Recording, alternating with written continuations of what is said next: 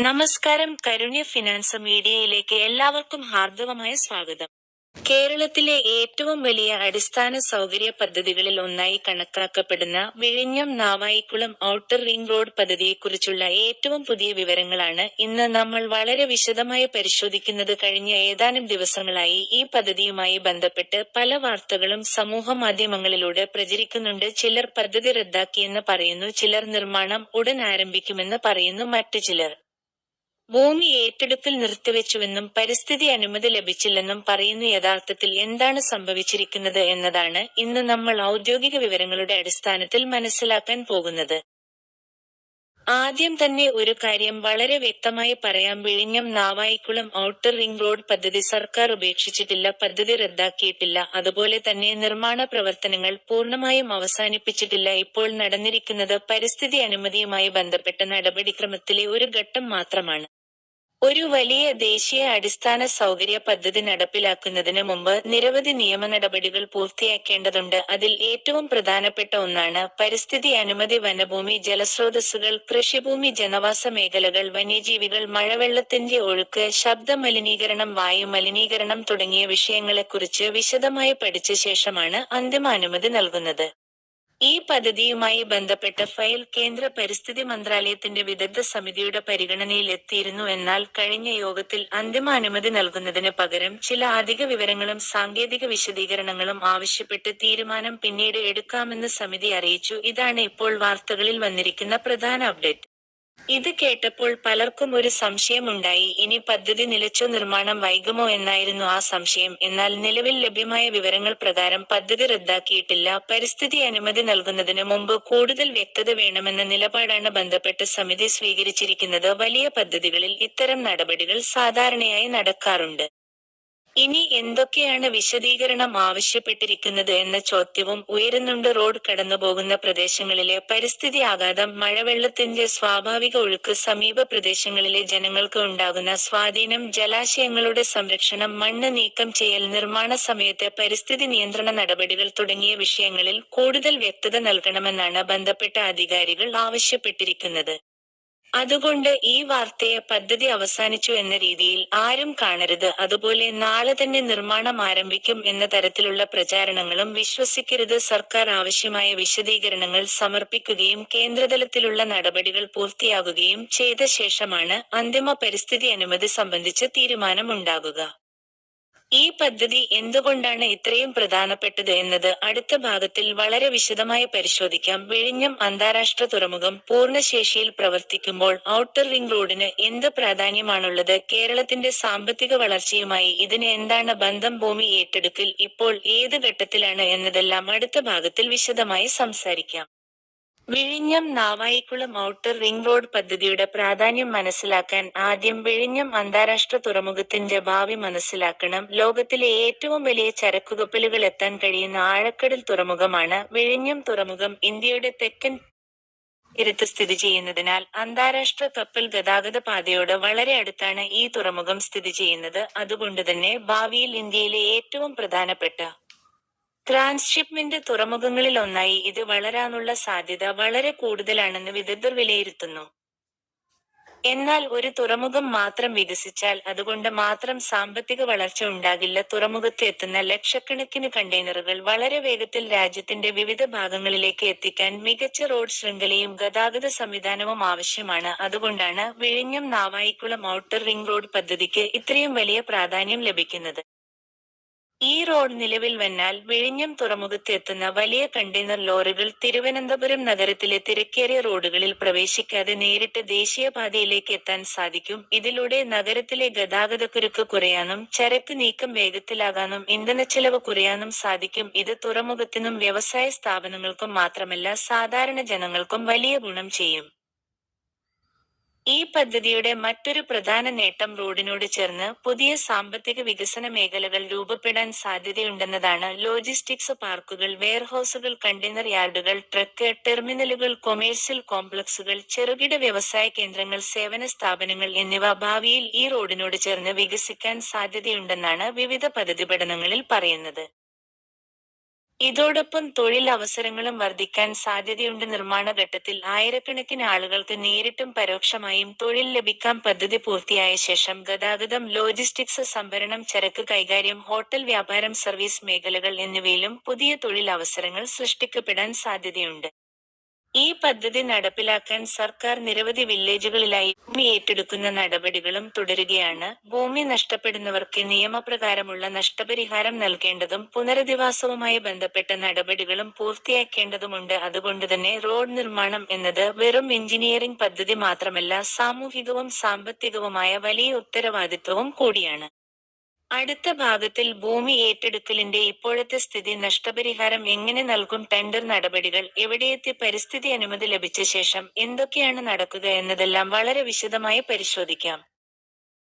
ഇനി ഭൂമി ഏറ്റെടുക്കൽ നടപടികളെക്കുറിച്ചും നഷ്ടപരിഹാരത്തെക്കുറിച്ചും നിലവിലെ പുരോഗതിയെക്കുറിച്ചും വിശദമായി നോക്കാം. ഔട്ടർ റിംഗ് റോഡ് പദ്ധതി നടപ്പിലാക്കുന്നതിനായി നിരവധി വില്ലേജുകളിലൂടെ റോഡ് കടന്നുപോകുന്നതിനാൽ നൂറുകണക്കിന് ഏക്കർ ഭൂമി സർക്കാർ ഏറ്റെടുക്കേണ്ട സാഹചര്യമുണ്ട്. ഇതിന്റെ ഭാഗമായി ഭൂമി സർവേ, സാമൂഹിക ആഘാത പഠനം, ഉടമസ്ഥാവകാശ പരിശോധന, രേഖകളുടെ പരിശോധന, നഷ്ടപരിഹാര നിർണയം തുടങ്ങിയ നിരവധി നടപടികൾ ഘട്ടംഘട്ടമായി പൂർത്തിയാക്കുകയാണ്.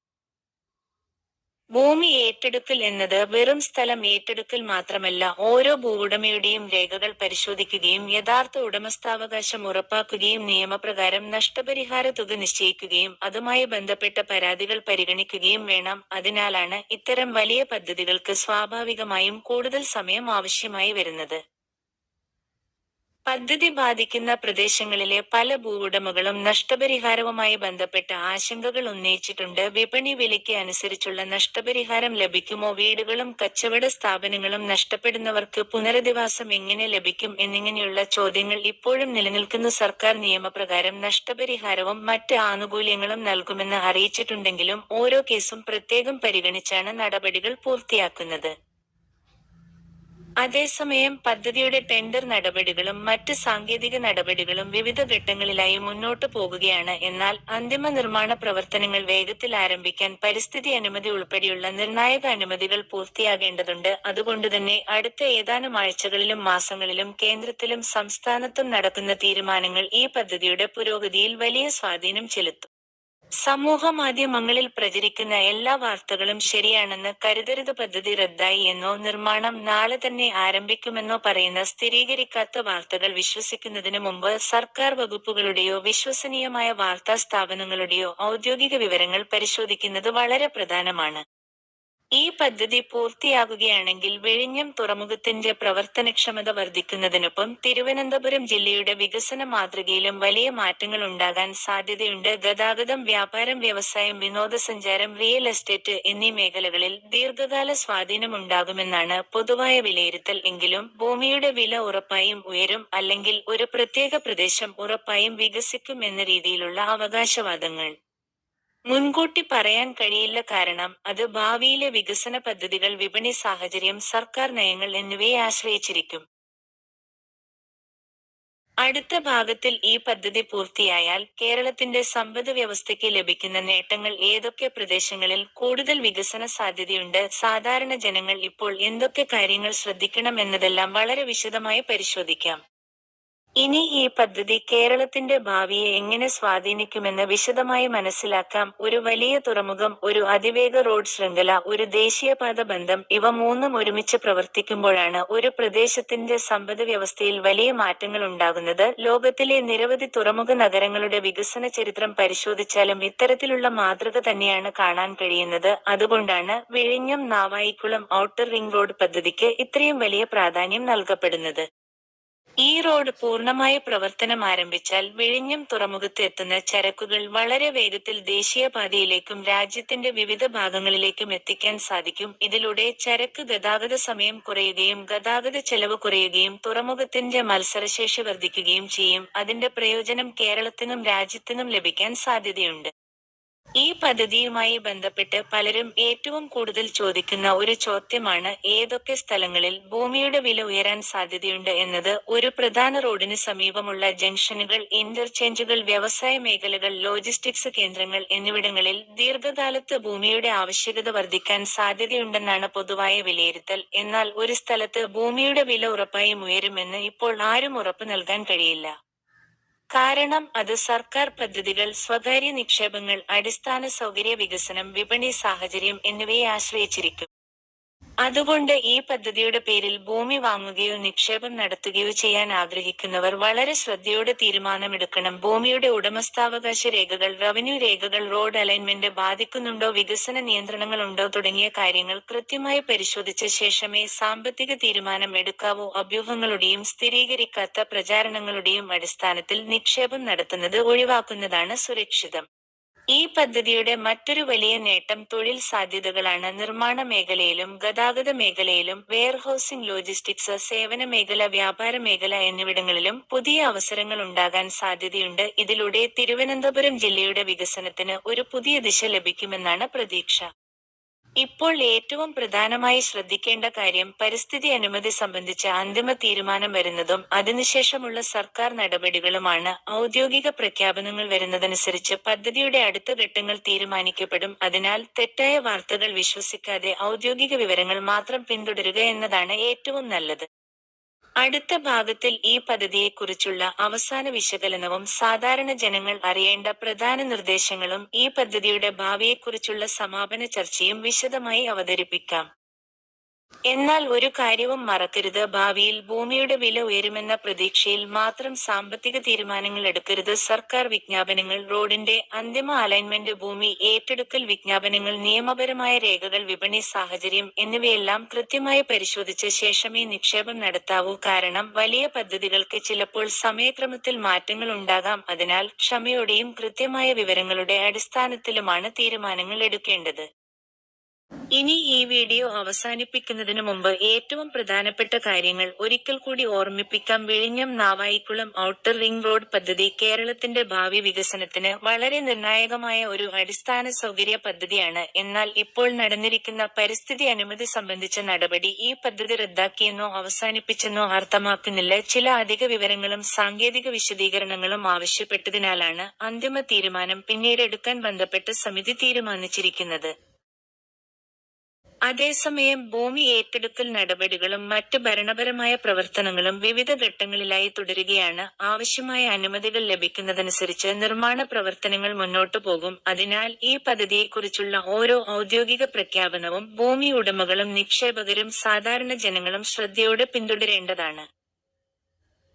ഈ പദ്ധതി പൂർത്തിയാകുകയാണെങ്കിൽ വിഴിഞ്ഞം അന്താരാഷ്ട്ര തുറമുഖത്തിന് കൂടുതൽ ശക്തമായ റോഡ് ബന്ധം ലഭിക്കും. ചരക്ക് ഗതാഗതം വേഗത്തിലാകും. വ്യവസായ നിക്ഷേപങ്ങൾക്ക് കൂടുതൽ സാധ്യത ഉണ്ടാകും. ലോജിസ്റ്റിക്സ് മേഖലയിലും സേവന മേഖലയിലും പുതിയ തൊഴിലവസരങ്ങൾ സൃഷ്ടിക്കപ്പെടാൻ സാധ്യതയുണ്ട്. തിരുവനന്തപുരം ജില്ലയുടെ വികസനത്തിൽ ഈ പദ്ധതി ഒരു വലിയ വഴിത്തിരിവാകാനും സാധ്യതയുണ്ട്.